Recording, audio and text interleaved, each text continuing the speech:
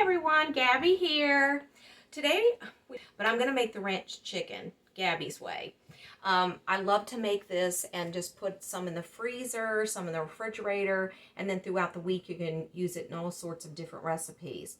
But first, we have 200 subscribers.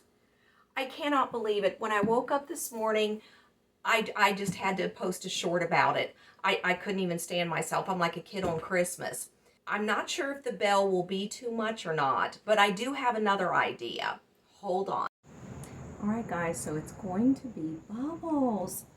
I think bubbles is a great idea because it will still be individual circles for each one of you, because the bell might be a little bit much. So we're going to be celebrating with bubbles today.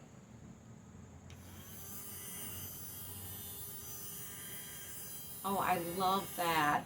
This is bubbles for each one of you beautiful people who came and spent a few minutes with me and subscribed to my channel. This is all for you.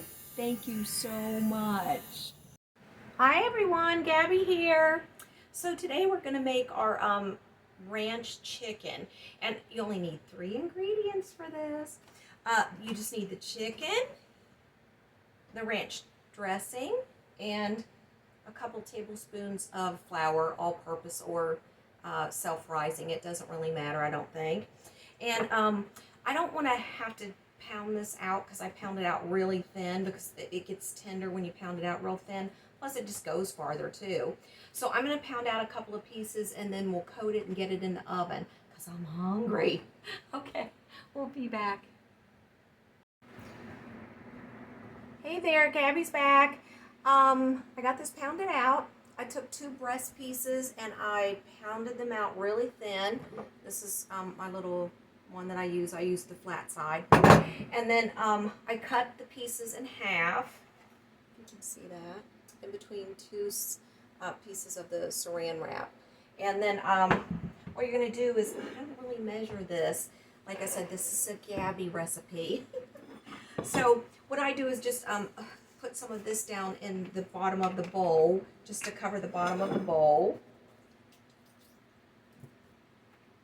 And for 2 breast pieces, even though I cut them in half, they're really, it almost makes 4 servings when you do it like that. And then I have 2 tablespoons of flour. And I'll just use a fork. I may not use all this, it just depends. Let me try that. Oh yeah, that might be enough. Making a mess already. Okay. Just stir this around. Yeah, I might need a little bit more than that, actually. You know, when I was driving back from town a little while ago, I just see squirrels everywhere. Do you have a lot of squirrels in your town this year? I mean, I feel so bad for them. There's the oven, 350. I feel bad for them because they're just seem like they're so frantic this year. Like, I don't know what the deal is with that, but maybe they are that way every year and I just never noticed. But where I live in my little area, there's so many squirrels. So many squirrels. All right, so I just stirred that up, about that consistency, you know, kind of like a glue. All right, so now we'll just take our chicken breasts, so you can see how I have them cut up here. And we're definitely going to be using our little handy dandy trash can. Thrift store, $3. It's an ice bucket, but I use it for debris and trash on the counter when I'm cooking. Love it. Okay, so we can put that down in the little can. And then I just take the little pieces and I flip them over. Just barely pound it out. You know, that's up to you. I just like it to be really thin pieces because then when I cut it up to use in other recipes, you know, I can make sure that it's already in small pieces and I don't have to worry about it. So then I just take some of this and pat on the back of it like that. Nothing fancy. And we can flip it over. Do the same thing on the other side. You know, I was watching some shows about people having to downsize, and I thought to myself, you know, if it takes more than 5 minutes to clean it up, you need to get rid of stuff, burn it down, or all this, you know, funny stuff. And I was thinking to myself, maybe I don't have too much stuff. Maybe I just have the wrong house. Because if I lived in a 3,000 or 4,000 square foot house like I used to live in, this wouldn't even fill up one floor. But I have no basement, I have no garage, it's hardly any storage in this little tiny condo.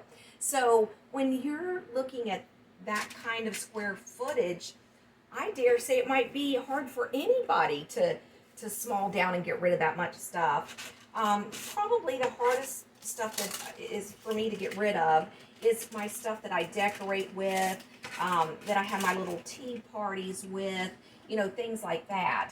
That's probably the hardest thing for me to get rid of.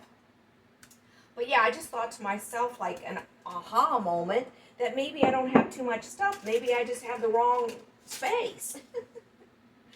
Oh my goodness. Do you ever feel like that, guys? But I am getting much better at not buying stuff and bringing it into my house. You know what I'm saying? Like when I went to the thrift store today, there were several things I wanted to get, but I didn't get them because I just thought, really, what would I do? The stuff that I buy at the thrift store right now is going to be the stuff for baking or, you know, unique stuff like that cost a lot of money. And it's just so much more affordable to pick it up at the thrift store. Because sometimes, you know, people, they get all intentions of, you know, doing their cooking or whatever, and then maybe they have a baby or they, you know, something happens that they get busy in life with other things. I know my daughter's the same way. So, you know, and then they just donate it, and then someone like me can get some really good use out of it. Now, a lot of people will put the cheese on the top of it, like Parmesan cheese and stuff, and that you can certainly do that. I don't do that just because, like I said, throughout the week I'm going to use this for other recipes. So I just want it to be just plain cooked chicken. All right, so I'm going to put this in the oven at 350 for, I bake it usually about 40 minutes. I like it to get a little brown on it. Okay, Gabby, back. It's been cooling for about 4 or 5 minutes, maybe a little bit longer. I'm going to taste it now. Let me turn this fan off. That might be loud for you guys. My window's over that way. That's why I keep looking over there sometimes during my videos. I had another aha moment again just a few minutes ago. The reason that I always have to cook with the fan going on me is because my kitchen is so small.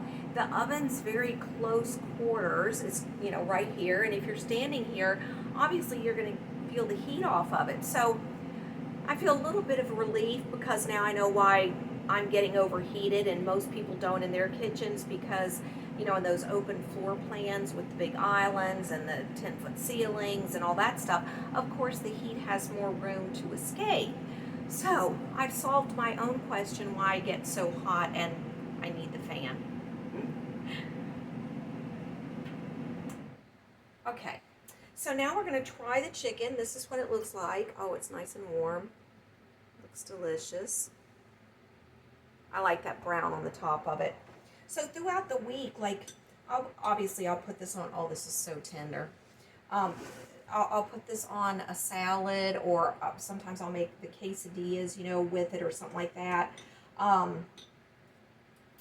what else do I do with it? Well, obviously make chicken salad sandwiches. I love chicken salad sandwiches with, like, the cranberries in it and stuff. Oh my goodness, that's so good. So anyways, I'm going to taste a little bit. Guys, please, you have to try this. Make this for your family. I love to dip it in, like, the honey mustard. I don't know what's up with that honey mustard stuff. It's just a great dipping sauce, and everybody loves it, I guess. Thank you again for all the new subscribers. Welcome, welcome. Thank you for joining my community. This is Gabby saying I'll be back again tomorrow, and I hope you will be too. Bye.